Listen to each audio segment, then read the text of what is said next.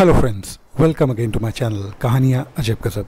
तो फिर चले आया हूँ फ्रेंड्स आप सब लोगों के लिए एक नई और यूनिक स्टोरी। और स्टोरी का नाम है the ghost on the railway track. तो friends, without wasting any time, let's start with the ghost on the railway track. मरे हुए लोग कभी कभी कहानियाँ सुनाते हैं। कोने में बैठे शांत व्यक्ति ने धूम्रपान कक्ष की बातचीत के बीच अपनी किताब से ऊपर देखते हुए कहा, जब से वह बम्बई से रवाना हुआ था, हर रात वह अपने कैबिन में चुपचाप बैठा रहता था। एक सिगरेट पीता और एक पैक पीता और फिर 10:30 बजे अपने कैबिन में चला जाता था। लंबा, दुबला पतला और सफ़ेद दाढ़ी वाला वह एक उल्लेखनीय व्यक्ति था, और हालांकि उसके ज़्यादातर साथी यात्री उसे नहीं जानते थे। कैप्टन की मेज़ पर उसकी सीट और उस अधिकारी द्वारा उसके प्रति दिखाए गए सम्मान ने उसे एक महत्वपूर्ण व्यक्ति के रूप में स्थापित किया था।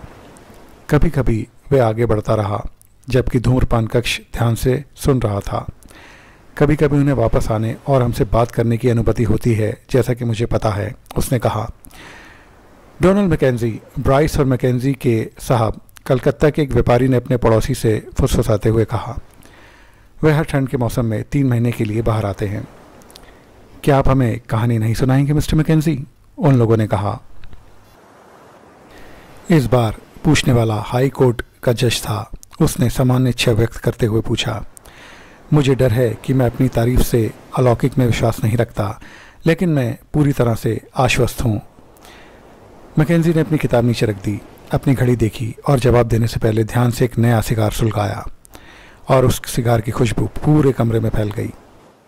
मैं बताता हूँ आप लोगों को, मैं तब एक जवान आदमी था, उसने इस तरह से शुरू किया, और मैं अपनी राय में बिल्कुल सहमत था कि भूत प्रेत का अस्तित्व नहीं है, और मैं इन अलौकिक चीज़ों में विश्वास भी नहीं करता था, और मैं इन बूढ़े लोगों पर हंसता था जो भूत प्रेत और दूसरे तरह के छलावों की कहानियाँ सुनाते थे।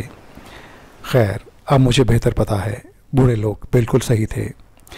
ये करीब करीब 30 साल पहले की बात है, जब मैं एक इंजन ड्राइवर था, बंगाल और बिहार रेलवे में काम करते हुए, और देश में कुछ ही साल रहे थे।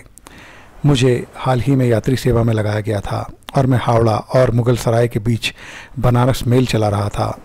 एक रात रुकता और दूसरी रात उतरता। एक बारिश की तूफानी रात में मैं समय पर हावड़ा से निकला था और आसनसोल से आगे पथरीली पहाड़ियों से गुजर रहा था। ये मूसलाधार बारिश की एक तेज़ गीली रात थी। मानसून खुले मैदान में गरज रहा था और कैबिन की खिड़कियों से टकराते हुए तेज़ हवाएं चला रहा था, जिससे सिग्नल देखना बेहद मुश्किल हो रहा था। हम मधुपुर से आगे निकल चुके थे और आगे लंबी ढलान पर चढ़ रहे थे। तभी मेरी नज़र दूर एक लाल बत्ती पर पड़ी, जहाँ कोई बत्ती नहीं होनी चाहिए थी। पुख्ता तौर पर कहा जाता है कि इस लाइन का यह हिस्सा कई दुर्घटनाओं का गवाह रहा था, और शुरुआत में इसकी बनावट बेहद ख़राब थी, और मैं और ड्राइवर तब तक सतर्क रहे थे जब तक कि यह रास्ता पूरी तरह से साफ ना हो जाए। वायु बंद करके मैं धीरे धीरे बत्ती की ओर दौड़ा, जो जल्द ही एक लाल बत्ती में बदल गई, जिसे पटरी के बीचों बीच खड़ा एक सफ़ेद कपड़े पहने व्यक्ति उठाए हुए था। जैसे ही इंजन रुका, मैं कैबिन से नीचे उतरा और उस अजनबी से चिल्लाकर पूछा कि क्या हुआ है, पर कोई जवाब नहीं आया। वो आदमी, एक यूरोपीय जिसकी सफ़ेद वर्दी मैली थी, चुपचाप मुझे देखता रहा। हेडलाइट की चमक में उसका चेहरा सफ़ेद और तना हुआ लग रहा था। बारिश से भीगा हुआ ड्रिल कोट उसके दुबले शरीर से चिपका हुआ था, और मैंने देखा कुछ चौंक कर कि उसका दाहिना हाथ गायब था। उसने लाल बत्ती को धातुओं के बीच रख दिया, लेकिन हिलने की कोई कोशिश नहीं की। मैं उत्सुक था और उससे मिलने के लिए आगे बढ़ा, लेकिन बारिश के कारण मेरा पैर फिसल गया और मैं ज़ोर से गिर पड़ा। पर पल भर में मैं उठ गया, लेकिन उन कुछ सेकंड में ही वह सफ़ेद आकृति गायब हो चुकी थी।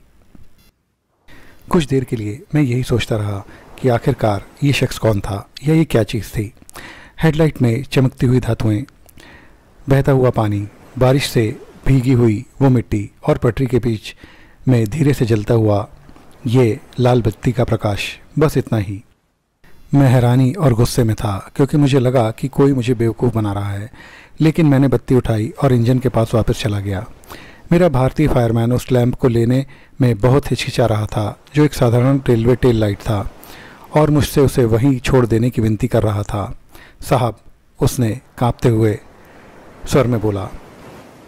साहब देखिए, वहाँ कितना अंधेरा था। वो कोई शख्स नहीं, वो एक प्रेत था जिसने हमें देखा।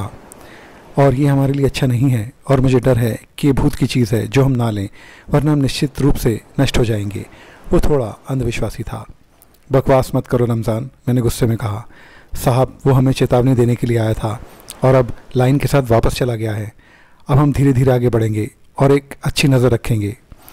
रोशनी के लिए ये केवल एक पूंछ प्रकाश है। ये लाल बत्ती देखें, ये कंपनी का निशान है, और मैंने उसे पत्र BBR और संख्या 76329 धातु में मोहर लगी देखी। वह कुछ आश्वस्त था और हम धीरे धीरे अब आगे बढ़ने लगे, लेकिन मैं आराम से था। आगे की लाइन पर कुछ गलत था और मुझे एक चेतावनी मिली थी, लेकिन इसका मतलब क्या था? और वो जो शख्स था या प्रेत, वो कहाँ गया था? मैं स्पष्टता से कोई बात नहीं बोल सकता हूँ। मैं नास्तिक नहीं था। मैं सच में भूत प्रेतों में विश्वास नहीं करता था, और दिन के उजाले में अगर ऐसा कोई मजाक होता तो मैं फिर भी मान लेता, लेकिन अब तेज़ हवा और तेज़ बारिश में मेरा भी आत्मविश्वास कम हो गया था। वो आदमी पटरी पर खड़ा वाकई भयानक लगा था। क्या कोई दुर्घटना हुई होगी? अचानक पुल का ख्याल आया। वह विशाल मीलों लंबा पुल जो 7 मील आगे था। क्या होता अगर बरसी नदी हफ्तों की बारिश से उफनती हुई एक बार फिर बहुत तेज़ हो जाए और आज के विशाल स्टील के जालीदार पुल को बहा ले जाए, जैसे कई साल पहले उसने एक पुराने ढांचे को तहस नहस कर दिया था।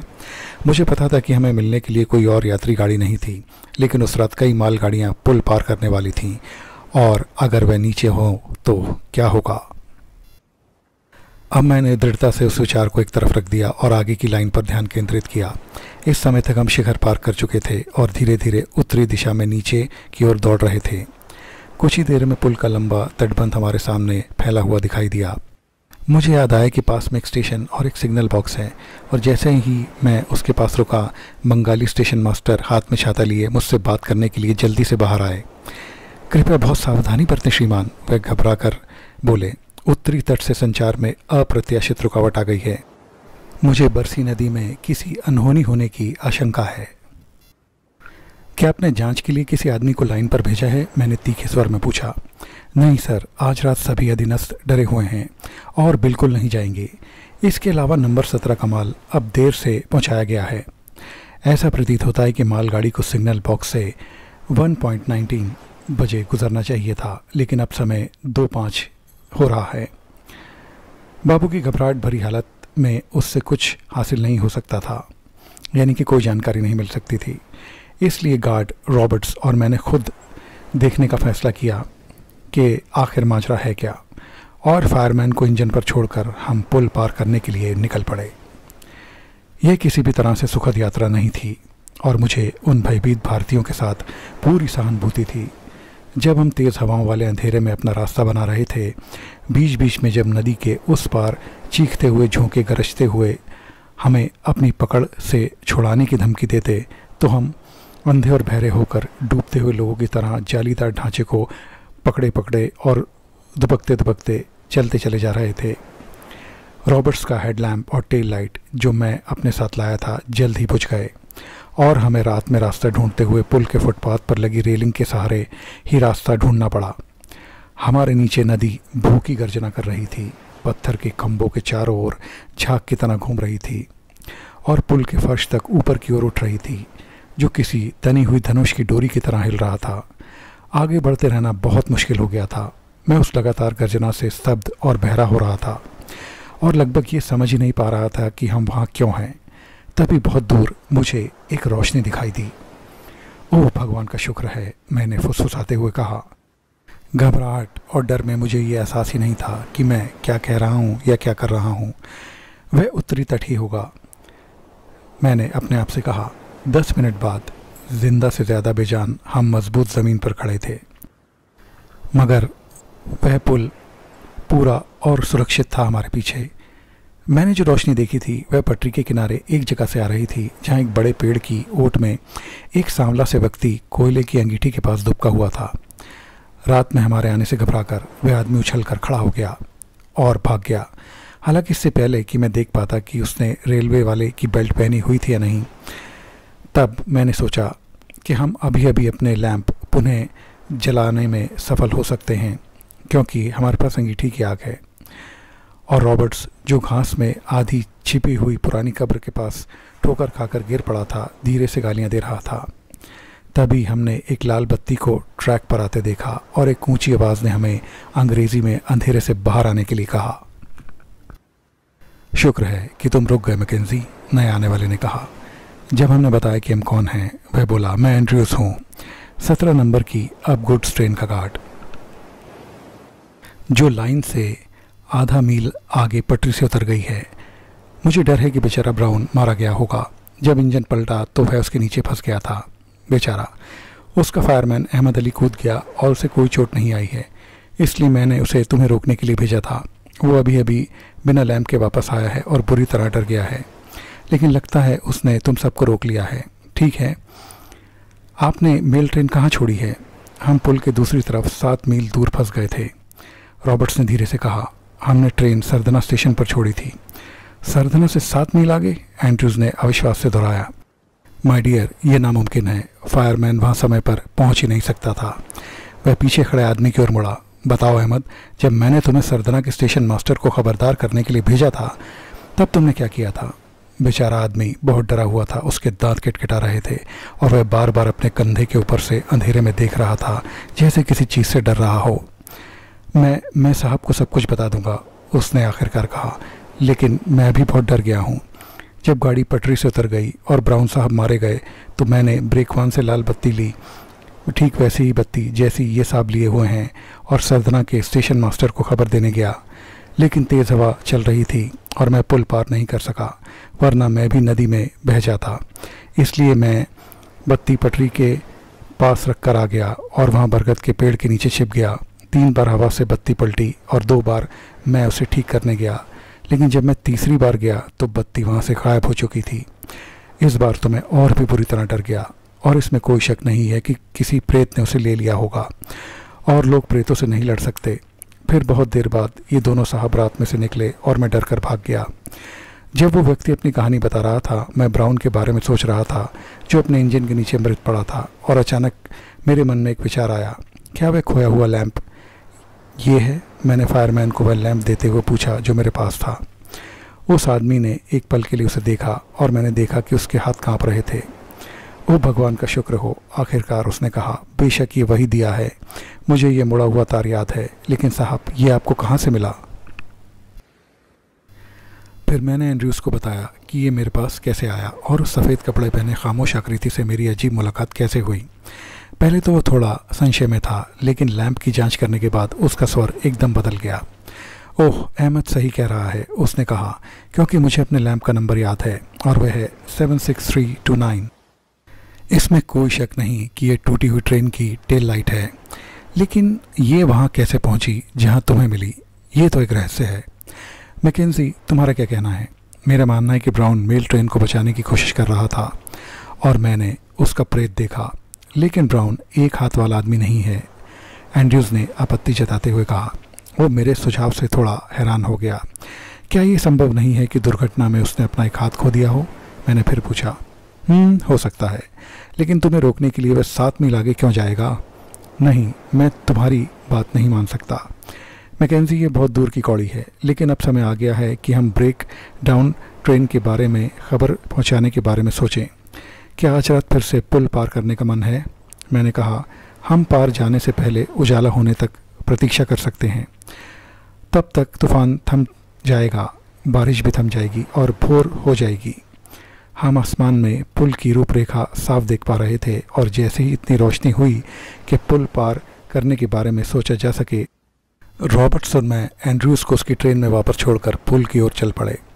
नदी पहले की तरह ही ऊंची थी, एक गंदी कीचड़ भरी मील चौड़ी धारा जो अपनी सतह पर पेड़, घर, जानवर और सभी प्रकार के मलबे को बहाकर ला रही थी। दृश्य बेहद भयानक था। पुल के तीसरे खंभे पर मलबे का ढेर लगा था, जिसमें से बीम और गार्डर उभरे हुए थे। जाहिर है कि ये किसी विशाल संरचना के अवशेष थे जो नदी में बहकर आए थे।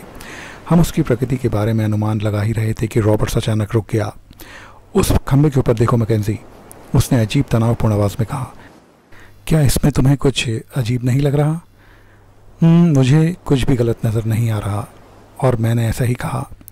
तो फिर इधर आओ, उसने कहा और मुझे रेलवे लाइन के किनारे नीचे ले गया जब तक कि हमें पुल साफ दिखाई देने लगा। आप समझ आया कि मैं क्या कहना चाहता हूँ? जहाँ हम खड़े थे वहाँ से विशाल पत्थर के खंभों की कतार फैली हुई थी। नदी के उस पार समतल सीढ़ियाँ जैसे, जिनकी फिसलने वाली सतह झाग से भरी हुई थी, लेकिन उनके शिखरों तक समतल। लेकिन तीसरा सिरा जो था, जो सीढ़ियाँ थीं, वह समतल नहीं थीं। उसका ऊपरी किनारा पानी के नीचे था। मैं तभी चिल्लाया, हे भगवान रॉबर्ट्स! मैंने कहा, घाट टूट रहा है, नदी ने इसे कमज़ोर कर दिया है। ये कभी भी संतोषजनक रूप से स्थापित नहीं हो पाया कि यह उपद्रव किस समय शुरू हुआ होगा, लेकिन इसमें कोई संदेह नहीं कि अगर हम उस रात नदी पार करने की कोशिश करते तो मेल ट्रेन नदी में गिर जाती। वह जो भी था, उस एक हाथ वाले आदमी ने कई लोगों की जान तो बचाई है, ये तो मानना पड़ेगा। इसमें और कुछ जोड़ने की आवश्यकता नहीं है। रॉबर्ट्स और मैं सरधना वापस आए और तब अलार्म बजाया। मेल ट्रेन को दूसरे मार्ग से भेजा गया तथा क्षतिग्रस्त पुल का निरीक्षण करने के लिए कैलकाटा से इंजीनियर आए। एक जांच हुई जिसके बहुत कम विवरण जनता तक पहुंचाने के लिए कहा गया। मृत ड्राइवर ब्राउन को मुंगीर में दफना दिया गया और घटना को भुला दिया गया। मैकेंजी की बात खत्म होने के बाद कुछ देर तक सन्नाटा छा गया कमरे के अंदर, क्योंकि ये कहानी उसने समाप्त कर दी थी। फिर कई लोग एक साथ बोले, जनाब, उस एक हाथ वाले आदमी का क्या हुआ? प्लीज़ बताइए। क्या आपको कभी पता चला कि वो कौन था? क्या वो सच में ड्राइवर का प्रेत था? मैकेंजी ने जवाब देने से पहले अपना पैक ख़त्म कर लिया। फिर जज की ओर झुकाव रखते हुए उसने कहानी जारी रखी। जी नहीं, ये कभी पता नहीं चल पाया कि वह आदमी कौन था, क्योंकि उस रात उसे देखने वाला कोई नहीं मिला। हालांकि उस घटना ने तरह तरह की अफवाहों को जन्म दिया और पूछताछ के तुरंत बाद कंपनी के एजेंट मिस्टर रदरफोर्ड ने मुझे बुलवाया। जब मुझे उनके दफ्तर में ले जाया गया तो उन्होंने कहा, मैं 23 अगस्त की रात को जो हुआ उसके बारे में आपका बयान सुनना चाहूँगा। कृपया मुझे पूरी कहानी बताइए। शुरू करने से पहले सर, मैंने कहा, मैं जानना चाहता हूँ कि मैं कहाँ खड़ा हूँ। क्या ये एक और आधिकारिक जांच है? रदरफोर्ड अबरडोनियन थे और उनका हास्य बोध बहुत अच्छा था। उन्होंने हंसते हुए मुझसे कहा कि मैं उन्हें पूरी कहानी बता दूं, प्रेत समेत। उन्होंने मुस्कुराते हुए कहा, मेरे पूछने की एक वाजिब वजह है। शायद मैं तुम्हारी सोच से ज़्यादा जानता हूँ। जब मैंने उन्हें कहानी सुनाई तो उन्होंने बिना कोई टिप्पणी किए पूरी कहानी सुनी। फिर किताबों की अलमारी के पास जाकर उन्होंने एक लाल रंग की जिल्द वाली किताब निकाली और फिर एक चिन्हित पृष्ठ पर और ज़ोर से पढ़ना शुरू कर दिया। जहाँ तक मुझे याद है उन्होंने यही पढ़ा था, 1875 की बरसात एक दुखद दुर्घटना के लिए उल्लेखनीय थी, जिसमें काफ़ी जान माल का नुकसान हुआ था। नवनिर्मित सरधना पुल का एक हिस्सा बरसी नदी की बाढ़ में बह गया था। उस समय पुल पार कर रही एक यात्री ट्रेन का इंजन और 5 डिब्बे पुल की खाई में गिर गए, जिससे 70 लोग डूब गए। जिन लोगों की जान गई उनमें श्री एन्यूरिन एडवर्ड्स भी शामिल थे, जो पुल बनाने वाले प्रतिष्ठित इंजीनियर थे। हालांकि जिस निजी डब्बे में वह यात्रा कर रहे थे वह 6 अन्य गाड़ियों के साथ पुल पर ही खड़ा रहा। फिर भी श्री एडवर्ड्स आगे बढ़कर ट्रेन के अगले हिस्से में बचे लोगों को बचाने की कोशिश करते रहे। जब उन्हें आखिरी बार देखा गया था तब वह रस्सी के सहारे कुछ जीवित बचे लोगों तक पहुंचने की कोशिश कर रहे थे। फिर कुछ वर्ष पहले एक बाघ द्वारा मारे जाने के कारण उनके दाहिने हाथ के क्षतिग्रस्त हो जाने के कारण वह विकलांग हो गए थे। ऐसा माना जाता है कि वे गिर गए थे और डूबे हुए मलबे में फंस गए थे। 7 दिन बाद उनका शव बरामद किया गया और नदी के उत्तरी तट पर एक बरगद के पेड़ के नीचे दफनाया गया, जहां निदेशक मंडल के खर्चे पर उनकी स्मृति में एक संगमरमर का मकबरा बनाया जा रहा है। ये कंपनी के इतिहास के एक अंश हैं। रदरफोर्ड ने किताब को उसकी जगह पर रखते हुए कहा, लगता है एडवर्ड्स एक सच्चे खिलाड़ी थे। मैं उनसे मिलना चाहता था। मैंने कहा, सर, मुझे लगता है कि मैं उनसे मिल चुका हूँ। तो फ्रेंड्स, ये थी कहानी the ghost on the railway track. ये कहानी आपको कैसे लगी प्लीज़ कमेंट करके ज़रूर बताएं। मेरे चैनल को लाइक, शेयर और सब्सक्राइब ज़रूर करें और बेल आइकन प्रेस करना भी ना भूलें। मेरे और भी इंटरेस्टिंग वीडियोस आपको मेरे चैनल पर मिल जाएंगे, उन्हें भी आप अपने फ्रेंड्स और फैमिली के साथ ज़रूर एंजॉय कीजिए। फ्रेंड्स, अब आप महज सब्सक्राइबर्स नहीं फैमिली हैं, तो देखते रहिए कहानियाँ अजब गजब स्टोरीज फॉरएवर। तो फ्रेंड्स, आपकी बहुत अच्छी सेहत और ब्राइट फ्यूचर की कामना के साथ मैं लेता हूँ आपसे विदा। मिलते हैं आप सब लोगों से मेरे अगले इंटरेस्टिंग वीडियो में। तब तक के लिए बाय बाय।